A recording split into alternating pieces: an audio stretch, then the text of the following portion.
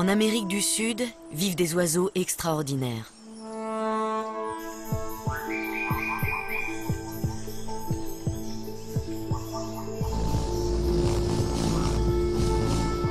Ils font partie des animaux les plus étonnants de notre planète.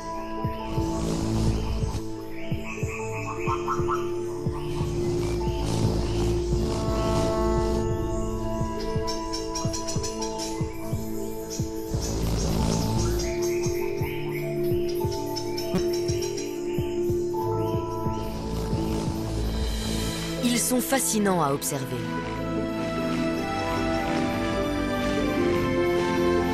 Ces oiseaux, ce sont les colibris.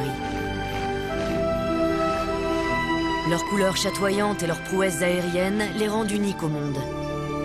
Raison pour laquelle ils sont traqués comme les plus grandes stars.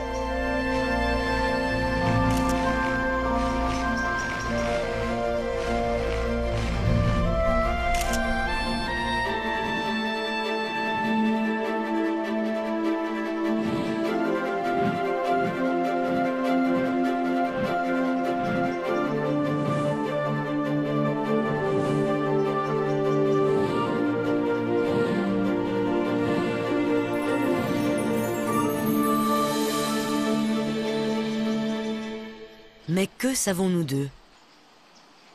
D'abord, ils sont minuscules, d'où leur surnom d'oiseaux-mouches. Ils font même partie des plus petits animaux à sang chaud du monde.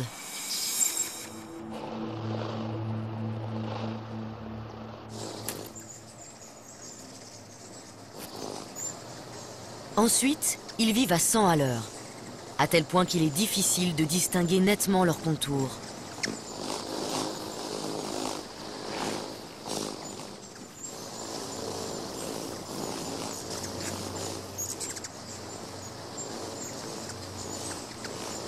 Pour mieux les étudier, il faut commencer par ralentir un peu leur rythme frénétique. Une caméra à haute vitesse permet de pénétrer dans leur monde secret.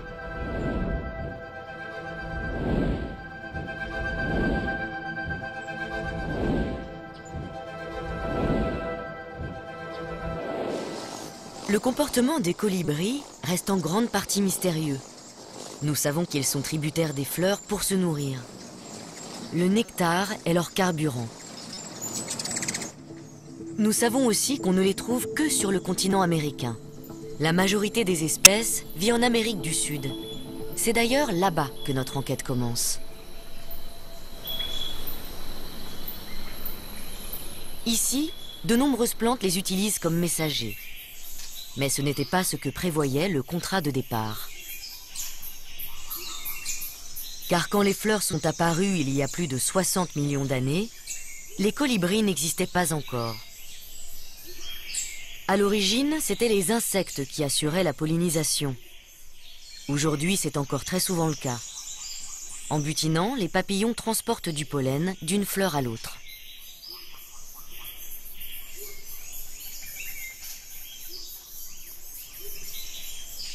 Les plantes sont fécondées et les insectes sont nourris.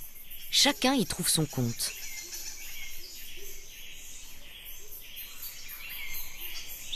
Cette relation d'échange a parfaitement fonctionné pendant très longtemps. Puis soudain, certaines plantes n'ont plus eu recours à leurs coursiers habituels. Pour quelle raison? La réponse se trouve dans les massifs forestiers d'Amérique du Sud. Ici, les matins sont froids et humides.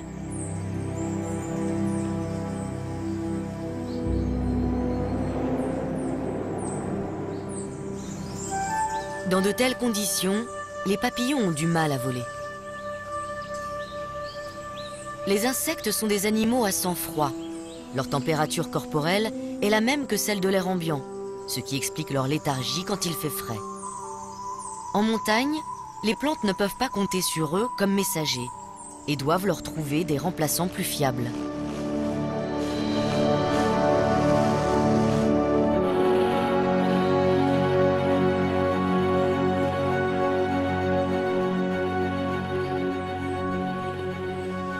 Nous ne saurons jamais avec certitude où le changement s'est produit. Mais c'est quelque part, peut-être ici, sur les hauts plateaux brésiliens, que les plantes ont changé de fournisseur.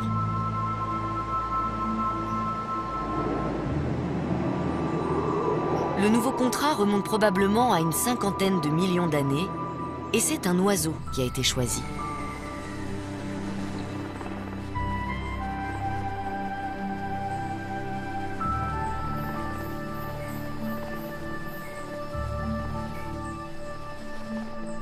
Pour cet ancêtre des colibris actuels, qui devait ressembler à ce colibri tacheté, cet accord signifiait aussi plus de chances de survie. À l'origine, il mangeait sans doute des insectes et des araignées et avait un bec relativement épais.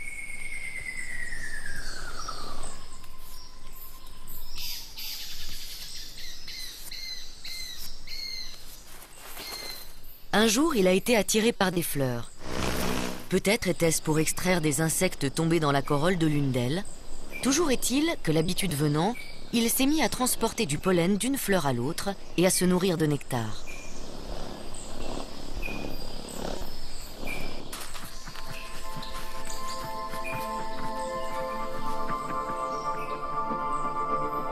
Au fil des millénaires, son bec s'est affiné et allongé.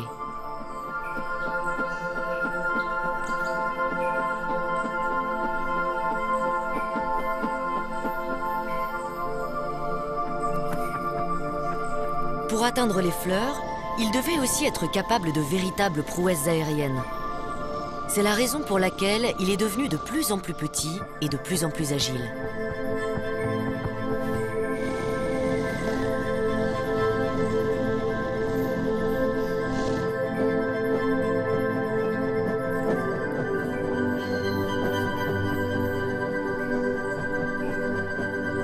Sa langue s'est allongée, de façon à pouvoir plonger au cœur des fleurs.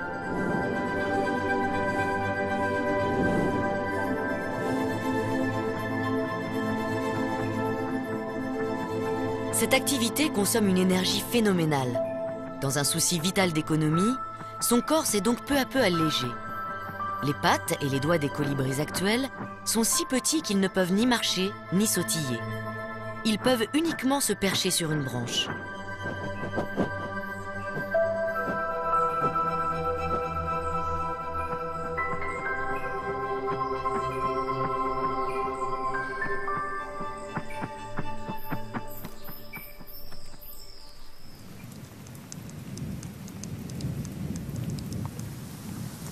Les premiers colibris proposaient un service digne de confiance aux plantes dont ils dépendaient. Ils étaient capables de voler par tous les temps en transportant du pollen.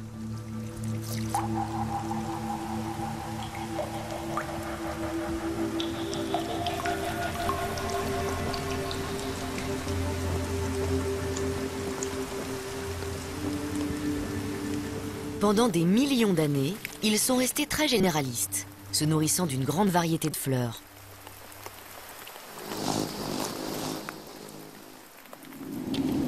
De nombreuses espèces de plantes se sont alors associées avec ces nouveaux pollinisateurs.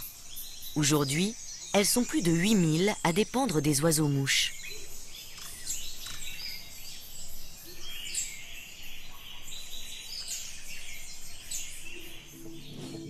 Mais dans ce contrat, les plantes aussi ont leurs obligations. Elles doivent fournir plus de nourriture à leurs coursiers, car les oiseaux dépensent 10 fois plus d'énergie que les insectes dont ils ont pris la place.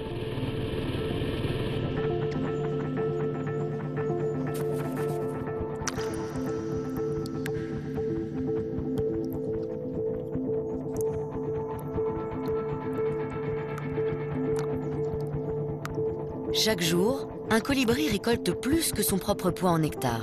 Les fleurs produisent donc une grande quantité de liquide sucré pour satisfaire l'appétit de leurs messagers.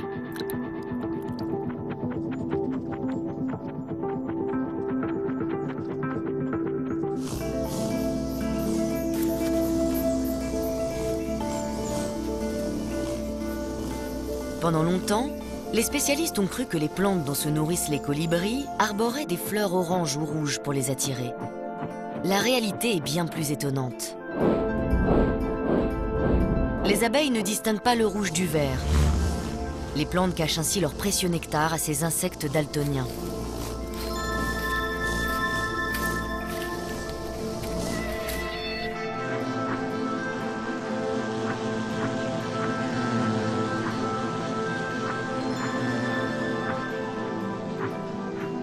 En revanche, elles annoncent clairement la couleur aux oiseaux.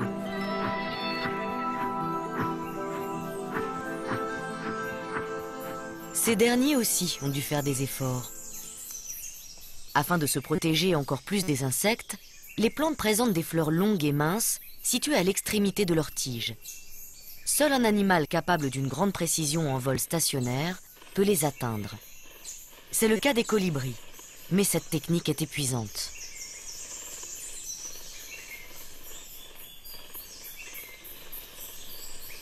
D'un côté, ils ont l'exclusivité d'une nourriture riche en énergie, mais de l'autre, ils en dépensent énormément pour s'alimenter. C'est un équilibre délicat que les oiseaux-mouches doivent gérer. Une de leurs caractéristiques est leur aptitude à garder leur position dans l'espace. Aucune autre espèce n'en est capable. Le sucrier à ventre jaune s'y essaie malgré tout.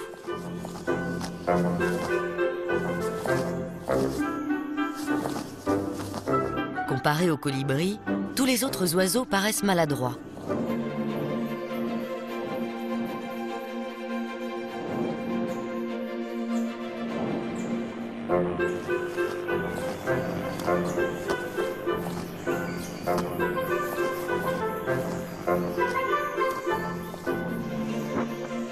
Cela tient à la façon dont volent les oiseaux-mouches.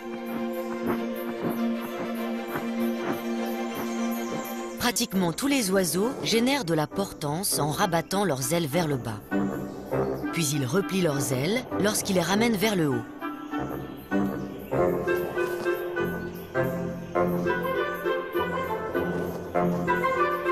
Les colibris, eux, gardent leurs ailes tout le temps déployées. Et c'est l'articulation de leur épaule qui pivote.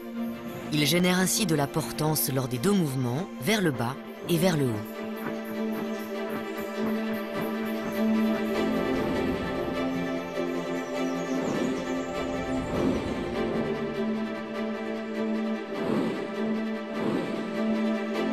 Cette particularité leur confère un avantage considérable et fait d'eux les plus grands acrobates aériens du règne animal.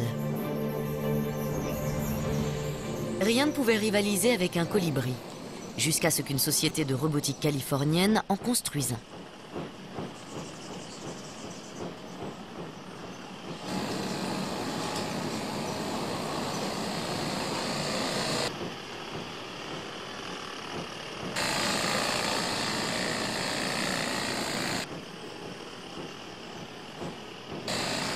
Tout comme les vrais, ils volent grâce à la double poussée de ses ailes. Cette prouesse technique est tellement réaliste qu'elle trompe même un véritable oiseau-mouche.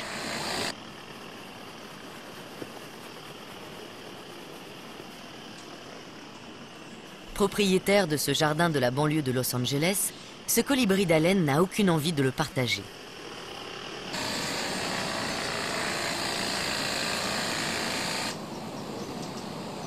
La situation atteint un stade critique quand le robot s'approche de l'abreuvoir à nectar du vrai colibri, qui passe aussitôt à l'attaque.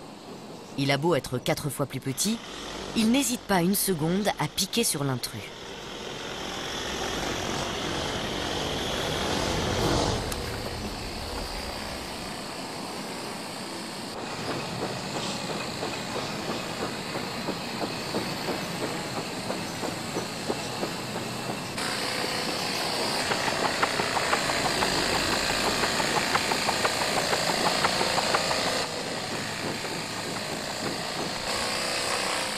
Mu par des piles, le robot a une autonomie de seulement quelques minutes. Les colibris, eux, sont capables de rester en vol pendant des heures.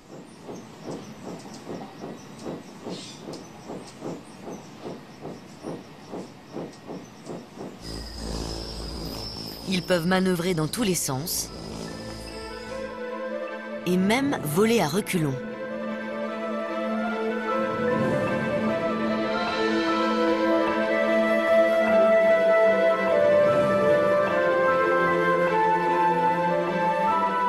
Ils peuvent aussi tourner sur eux-mêmes ou voler sur le dos.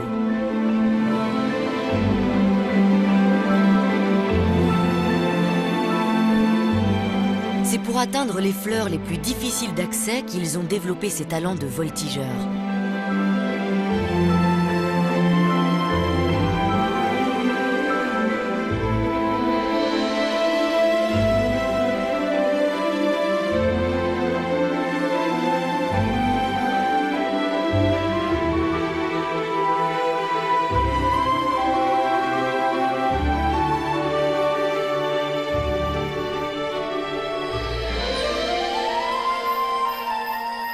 Mais cette virtuosité a un coût énergétique.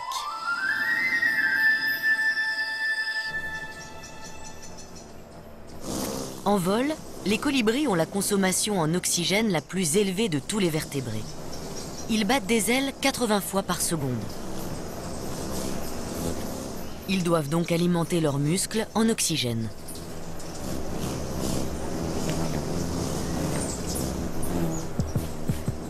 Lorsqu'ils sont perchés, leur rythme cardiaque est d'environ 400 pulsations par minute.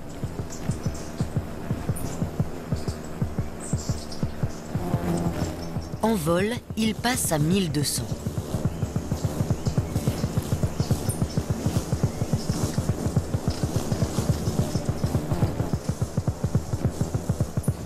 Mais ce n'est pas suffisant quand ils fondent sur place. Leur cœur se dilate alors de manière à envoyer encore plus de sang à chaque battement. La circulation sanguine du cœur vers les poumons et les muscles, puis le retour vers le cœur, s'effectue en moins d'une seconde.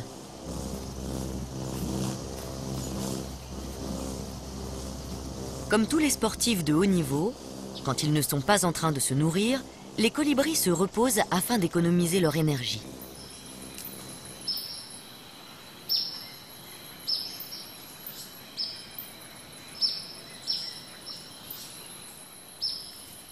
En fait, ils passent 80% de leur temps perchés, ce qui leur permet d'étirer leurs muscles et de lisser leurs plumes.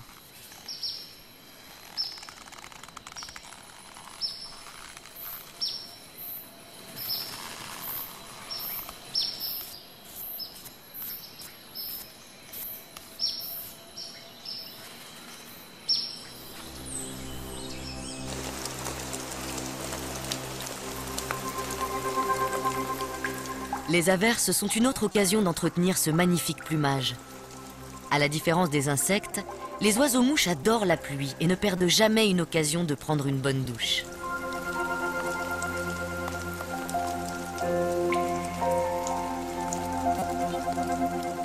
Même le sucrier à ventre jaune en profite.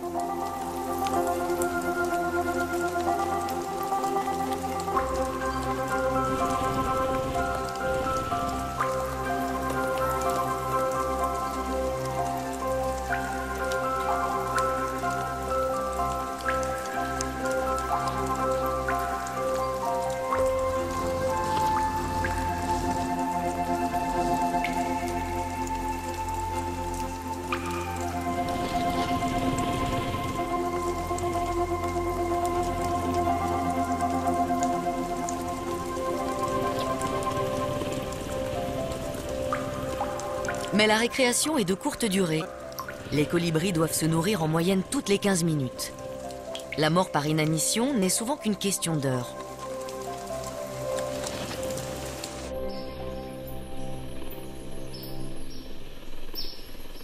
Dans ces conditions, pas question de perdre du temps à visiter des fleurs qui ne contiennent pas de nectar.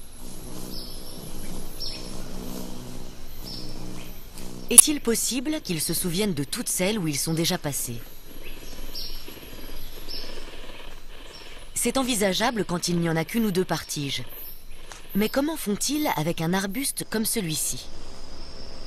Pourtant, même sur l'ipé, les colibris savent exactement quelles fleurs ils ont déjà butinées. Un exploit pour un cerveau aussi minuscule.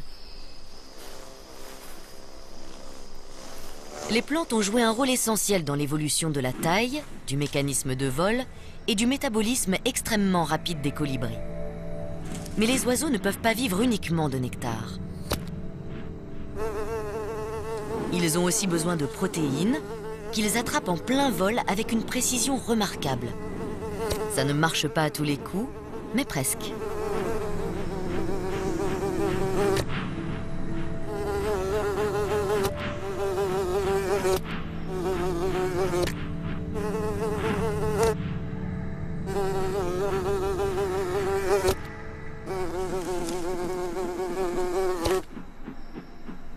Cette source de protéines leur permet de renforcer leurs muscles et de muer.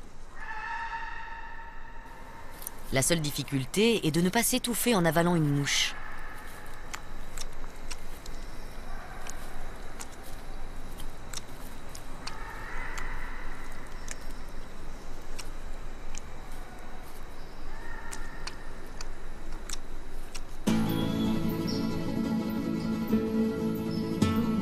S'ils ont des caractéristiques uniques, les colibris partagent avec les autres familles d'oiseaux la nécessité de se reproduire.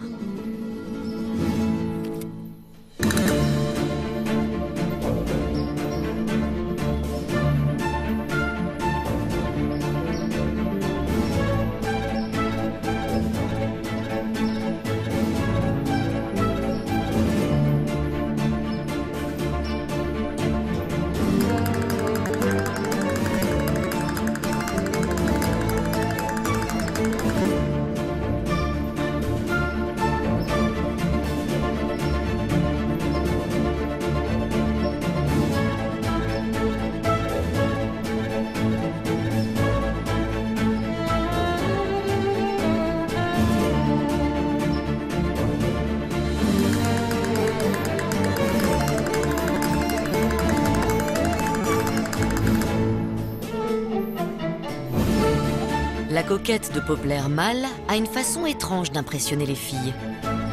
Sa cour ne dure que quelques secondes. Elle était passée complètement inaperçue jusqu'à ce que des images ralenties n'en dévoilent le secret.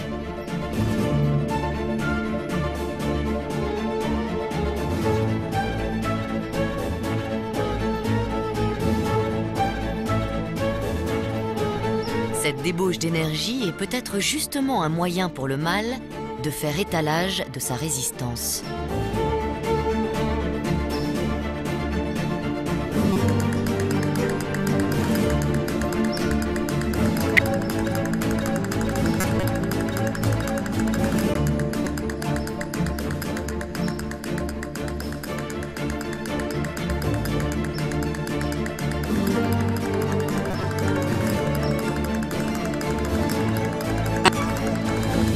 Malgré tous ses efforts, la femelle n'est pas du tout impressionnée.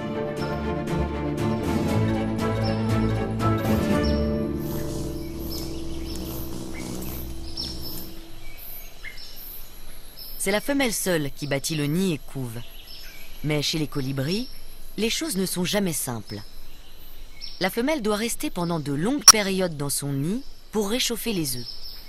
Pour cela, elle est obligée d'abaisser sa température corporelle. C'est la seule solution pour réduire le temps passé à se nourrir.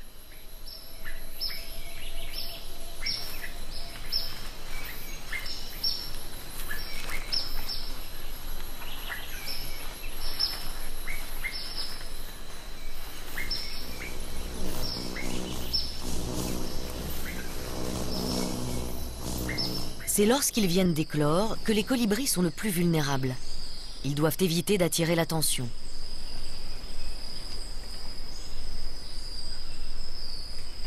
Quand le duvet de leur dos perçoit l'air déplacé par les ailes de leur mère, ils réclament à manger à gorge déployée, mais en silence.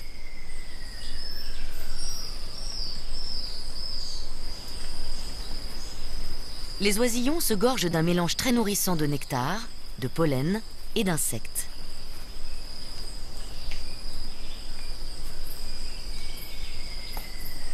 Malgré ces soins attentifs, peu d'oisillons parviennent à l'âge adulte.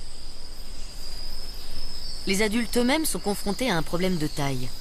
Puisqu'ils sont obligés de se nourrir tous les quarts d'heure, une fois la nuit tombée, comment font-ils pour survivre jusqu'au lendemain matin ?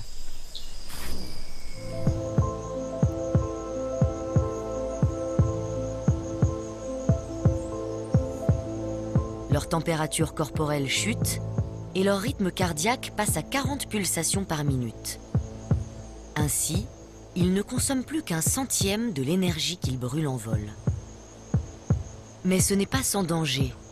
Quand ils sont plongés dans cette torpeur, ils ne peuvent plus bouger ni échapper à un prédateur nocturne.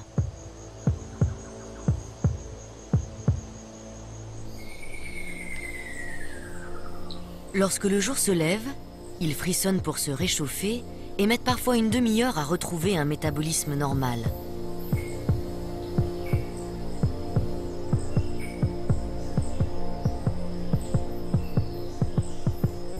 Aussi extrême que cela puisse paraître, c'est à ce prix que les colibris ont une chance de survivre à la nuit.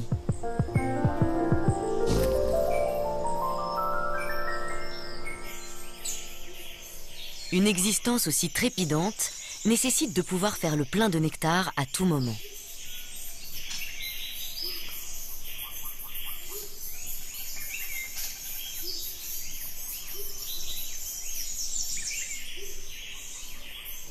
Pour cela, la plupart des espèces gardent jalousement un territoire suffisamment riche en fleurs.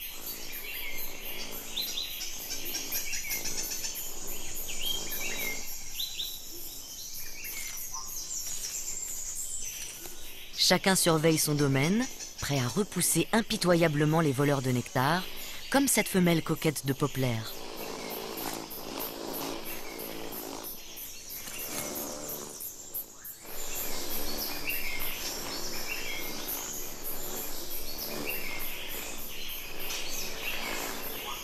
Le plus souvent, l'intrus bat en retraite sans insister. Le propriétaire défend aussi son territoire en exhibant son extraordinaire plumage.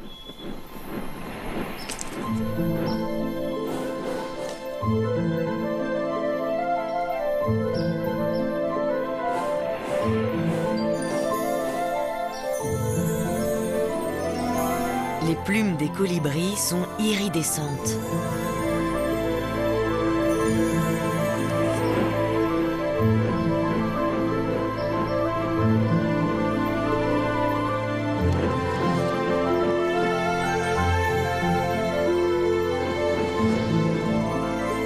Leurs couleurs ne sont pas dues à des pigments, mais à de microscopiques bulles d'air emprisonnées dans les barbules qui réfractent et reflètent la lumière.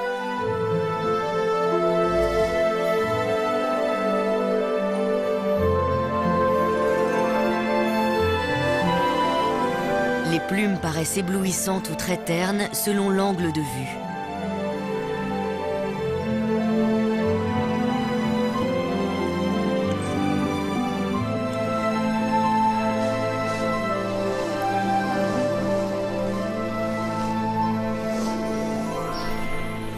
Si afficher ces plus belles couleurs ne suffit pas à décourager les intrus, il y a aussi une méthode plus directe. Malgré leur petite taille et leur allure fragile, les colibris sont extrêmement belliqueux. La défense de leur territoire et de leur source de nourriture est une question de vie ou de mort.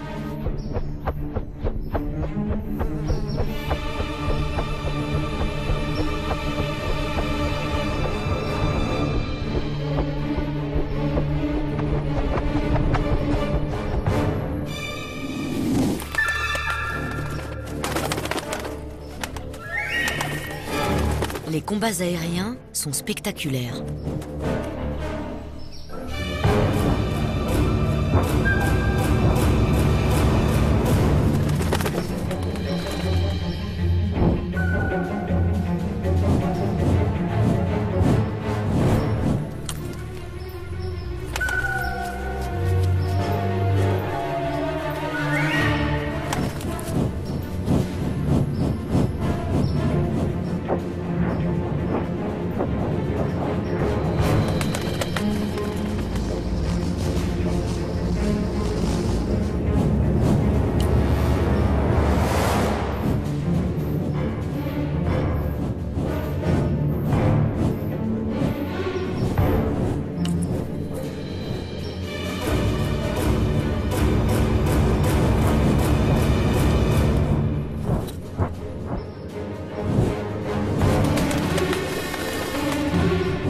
La bataille pour les fleurs ne s'arrête jamais.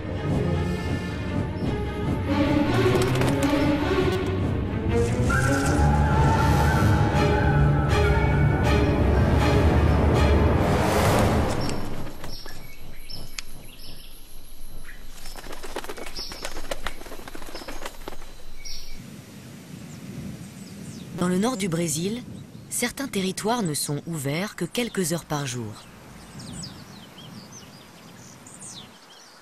Les cactus qui ont poussé sur la roche nue fleurissent uniquement l'après-midi. Le reste du temps, leurs fleurs se cachent à l'intérieur de ces étranges calottes et le jardin de pierre est désert.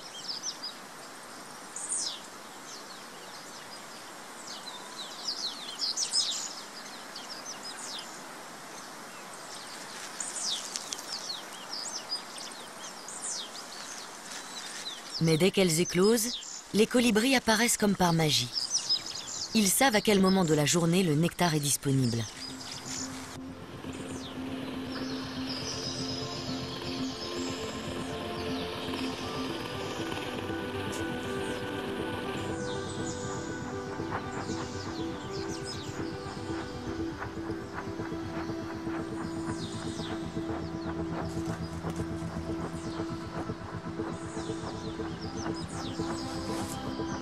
Tout en se régalant, ils transportent d'une fleur à l'autre le pollen qui se colle sur leur bec.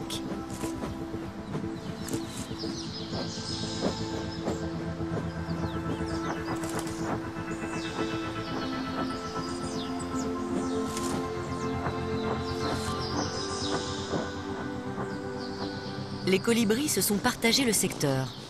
Chacun défend son espace aérien et en chasse les indésirables.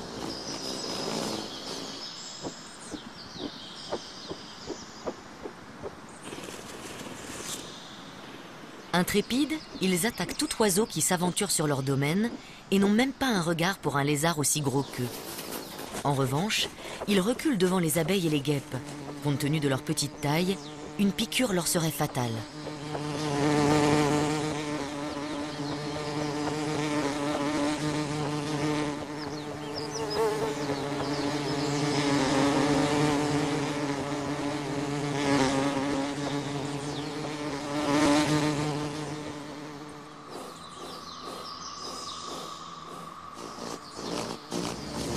Ils se gorgent ainsi de nectar jusqu'au soir. Et dès que la lumière baisse, ils disparaissent les uns après les autres jusqu'au lendemain.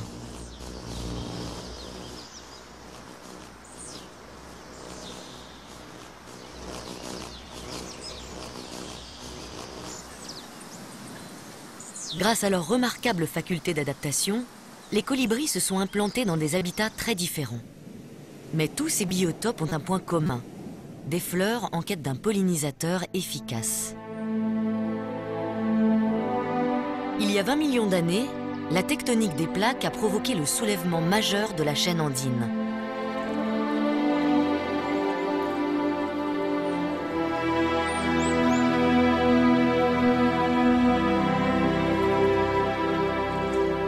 Culminant à plus de 5000 mètres, la sierra volcanique a créé de nouveaux habitats pour les oiseaux.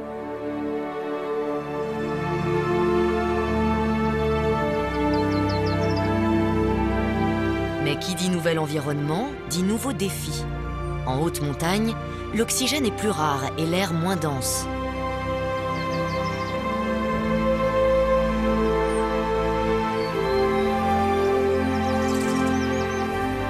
Certaines plantes ont apporté une aide bienvenue à leurs partenaires ailés. Le colibri étincelant peut s'accrocher au robuste fuchsia pendant qu'il se nourrit, économisant ainsi une énergie précieuse.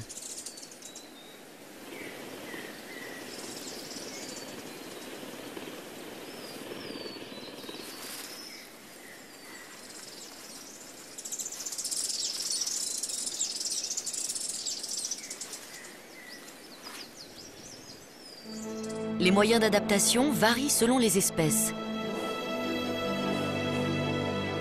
Le colibri géant est doté d'ailes immenses qui compensent la faible densité de l'air. De plus, la pointe de ses deux ailes se touche presque à chaque battement. Cette amplitude de mouvement augmente la portance. Le colibri géant est le plus grand des oiseaux-mouches. Il fait environ le même poids qu'une mésange charbonnière.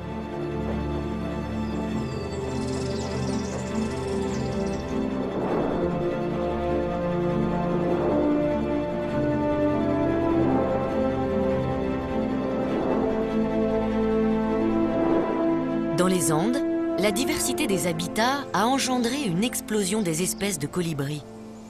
La moitié d'entre elles vivent dans ces régions montagneuses, près des plantes qui les nourrissent. Certaines plantes ont noué des liens encore plus étroits avec les oiseaux pollinisateurs. Les fleurs des brugmansia, appelées aussi trompettes des anges, font une vingtaine de centimètres de long.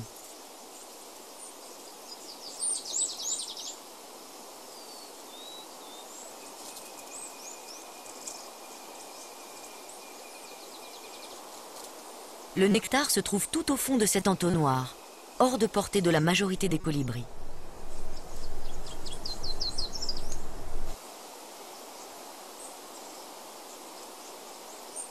Ce colibri de Matthews n'a aucune chance d'y accéder.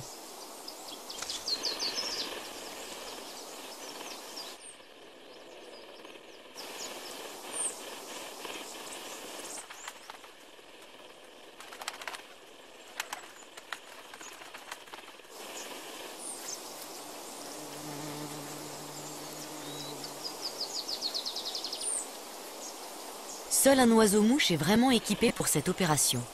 Le colibri porte-épée. Son bec est plus long que son corps. Rapporté à sa taille, c'est même lui qui a le bec le plus long de tous les oiseaux.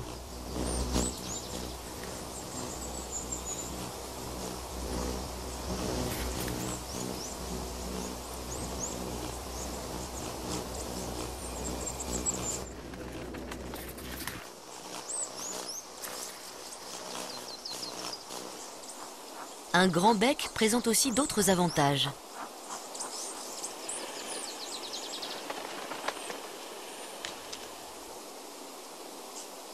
Les brugmansia ne sont pas les seules plantes qui se soient associées avec le porte-épée. La fleur de cette espèce de passiflore est elle aussi de forme tubulaire. Quand il s'enfonce à l'intérieur, l'oiseau se tache de pollen.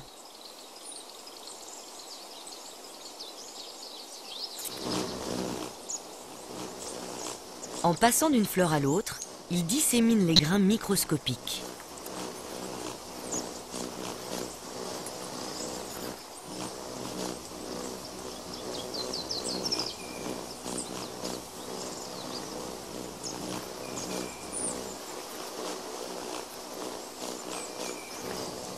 Grâce à ce contrat d'exclusivité avec le colibri, les trompettes des anges et les passiflores augmentent leurs chances de pollinisation.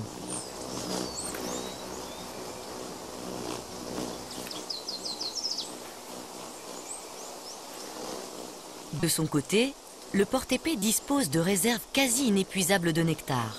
Les deux parties sont gagnantes.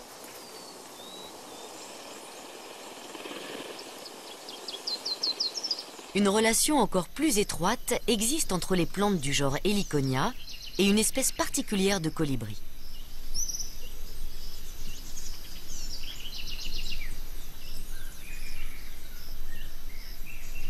La fleur se dissimule dans des bractées rouges assez coriaces. D'une belle couleur jaune, elle est très incurvée.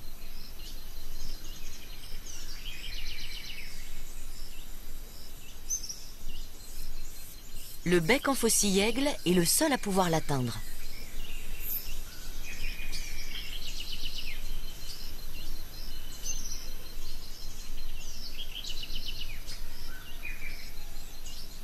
La forme de son bec correspond parfaitement à la courbe de la fleur.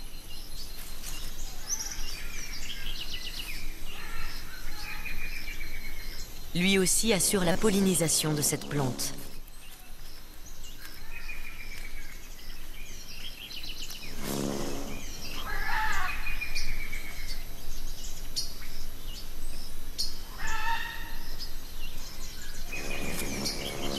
Puisque le nectar des Heliconia lui est réservé, le bec en faucille-aigle n'a pas besoin de défendre son territoire. Il passe ses journées à voler tranquillement d'une grappe de fleurs à l'autre.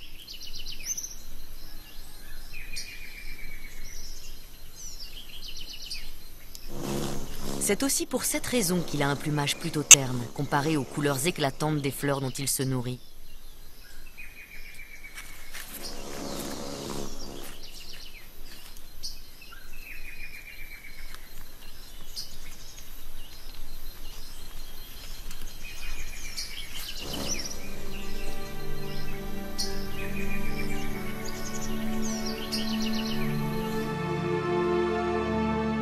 Il y a 6 millions d'années, l'évolution des colibris a pris un tour nouveau. Certaines espèces sont devenues encore plus petites.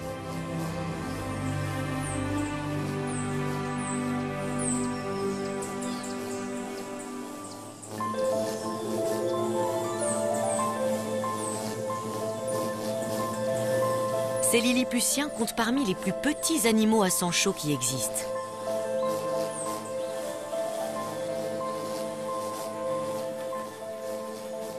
Certains pèsent environ 2 grammes.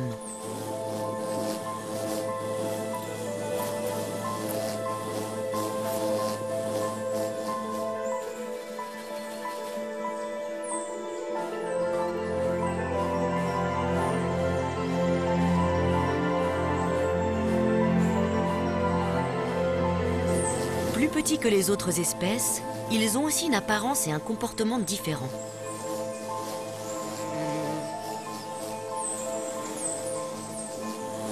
Leur manière de voler s'apparente davantage à celle d'un insecte. Ils n'ont pas de territoire défini et se nourrissent du nectar de nombreuses plantes.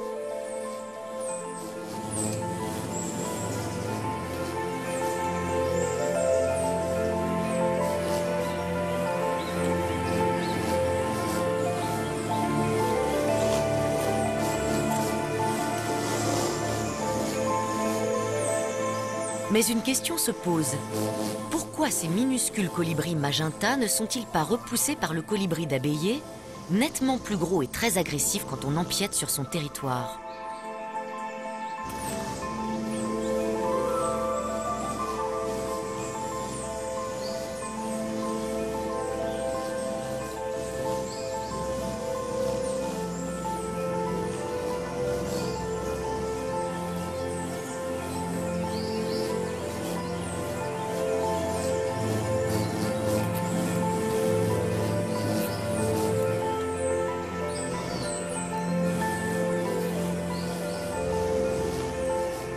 Bizarrement, le colibri magenta n'a pas l'air d'avoir du tout peur.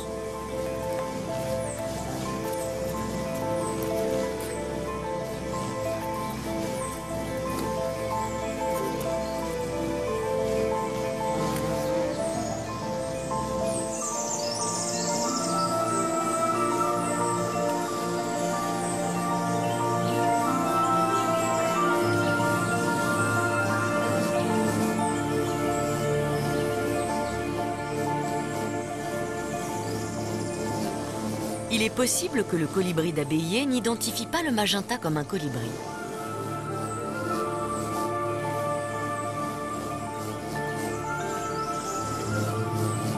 Peut-être s'imagine-t-il avoir affaire à un insecte.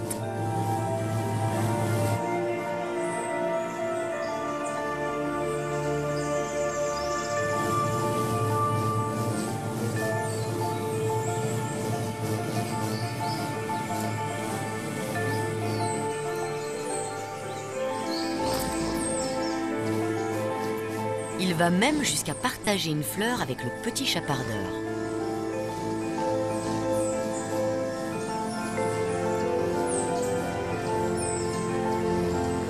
Les colibris ont une peur instinctive des guêpes et des abeilles. Serait-ce là la raison d'une telle passivité à l'égard de l'intrus?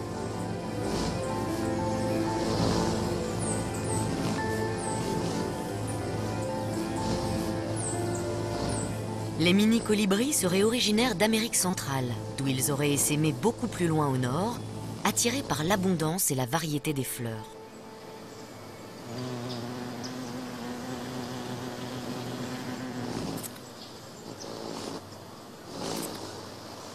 Mais au nord, les hivers sont froids. C'est pour cela qu'à l'automne, les colibris à gorge rubis doivent migrer vers le sud avant que les fleurs ne se fanent, sous peine de se retrouver sans nourriture.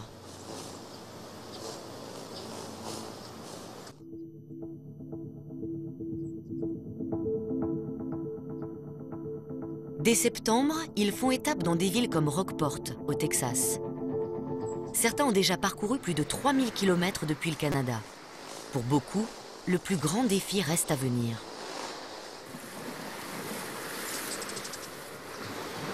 Pour descendre encore plus au sud, ils vont devoir traverser le golfe du Mexique.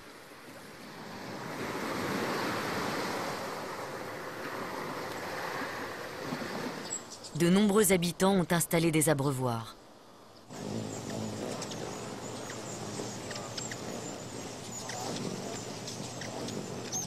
Quand ils arrivent, les colibris se gorgent de ce liquide riche en sucre.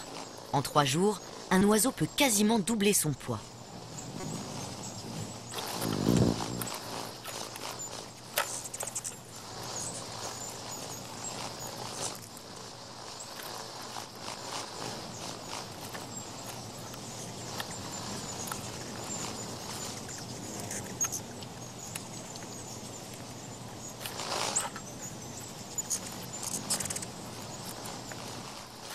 À Rockport, la fête des colibris célèbre l'arrivée des oiseaux-mouches. Les touristes venus de tout le continent nord-américain se pressent pour admirer les minuscules voyageurs. it's going to be one of the most unusual pictures ever. You're going to have to show it to them. Oh, yes. Absolutely. Yes. Absolutely.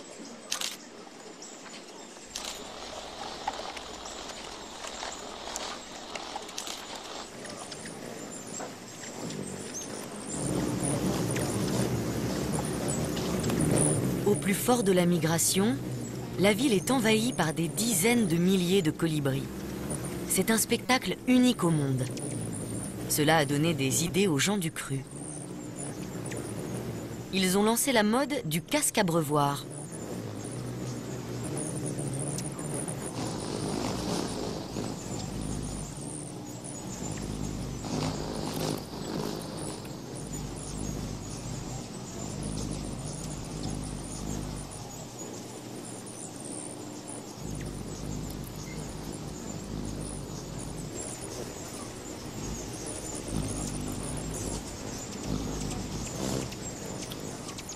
Lorsque les colibris ont pris suffisamment de poids, ils s'envolent jusqu'à la côte où les attend l'épreuve la plus difficile de leur existence. Pour des oiseaux aussi petits, un vol de nuit de plus de 800 km sans escale est une véritable odyssée. Une dernière gorgée de nectar, et ils sont partis.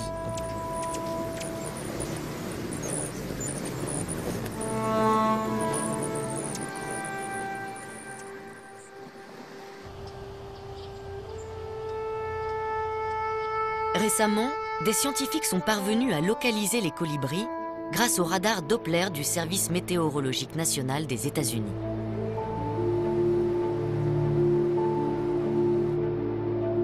Conçu pour détecter les gouttes d'eau au sein des nuages, cet appareil sophistiqué a révélé une petite partie du chemin emprunté par les nuées de colibris.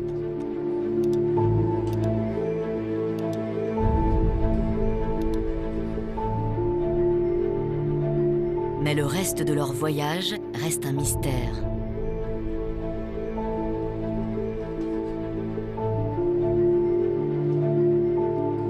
Pour le moment, les secrets des colibris sont encore bien gardés.